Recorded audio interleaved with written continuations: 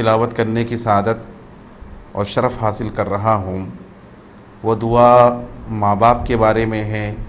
سورہ اسراء کی آیت نمبر 24 میں اللہ تبارک و تعالیٰ نے اپنے بندوں کو تعلیم فرمائی کہ وہ اپنے ماں باپ کے لیے یہ دعا کریں۔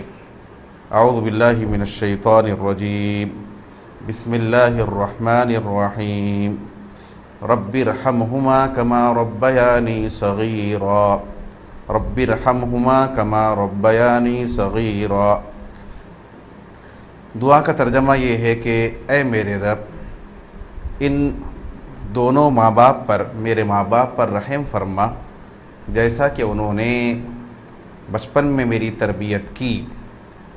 ان پر رحم فرما، ان پر کرم فرما جیسا کہ بچپن میں وہ مجھ پر رحم کرتے، شفقت کرتے، میری شرارتوں کو نظر انداز کرتے، معاف کرتے، درگزر کرتے، ستانے کے باوجود بھی سزا نہیں دیتے۔ تو جو بچپن میں ان کی میرے ساتھ مہربانیاں تھیں، جو رحم کا سلوک تھا، جو ہمدردی کا معاملہ تھا، اے میرے رب ان کے ساتھ بھی تو ایسے ہی رحم کا معاملہ فرما۔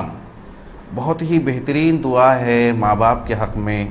اولاد کو اس دعا کا اہتمام کرنا چاہیے۔ ہر نماز کے بعد اپنے ماں باپ کے لیے ان الفاظ میں دعا کرنا چاہیے، کیونکہ ماں باپ کا حق کبھی ادا نہیں ہو سکتا۔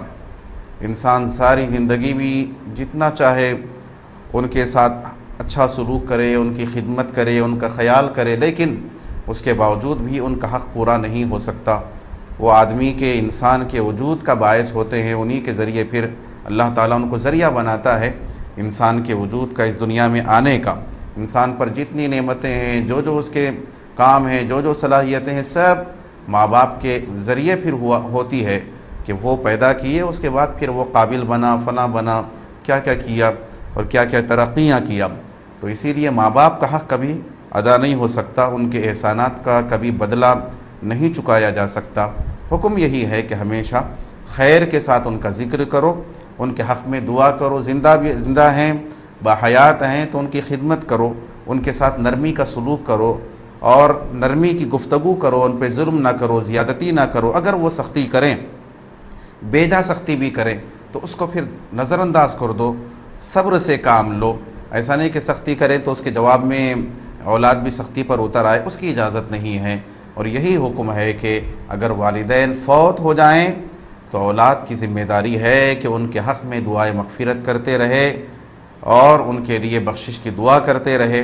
حضور اکرم صلی اللہ علیہ وآلہ وسلم نے فرمایا کہ انسان مر جاتا ہے لیکن 3 کام ایسے ہیں، کہ 3 عمل ایسے ہیں کہ ختم نہیں ہوتے۔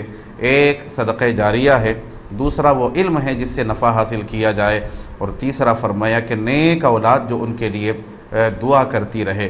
تو اولاد کو چاہیے کہ ہمیشہ اپنی دعاؤں میں ماں باپ کو شریک رکھے، ان کے لیے دعائیں مغفرت کرتے رہے، اور خاص طور پہ رب تعالیٰ نے ہمیں جو دعا سکھائی ہے تو وہ دعا کا خاص طور پہ اہتمام کرنا چاہیے۔ رب ارحمہما کما ربیانی صغیرا، کہ اے میرے رب میرے ماں باپ پر ایسے ہی رحم کر جیسا کہ انہوں نے بچپن میں میری تربیت کی۔ اللہ تعالیٰ سب کے ماں باپ کو خوش رکھے اور سب کے ماں باپ کو اور سب کی اولاد کو ماں باپ کے لیے آنکھوں کی ٹھنڈک بنائے، اور جن کے ماں باپ انتقال کر گئے ہیں رب تعالیٰ ان کی مغفرت فرمائے، ان کے درجات کو بلند فرمائے۔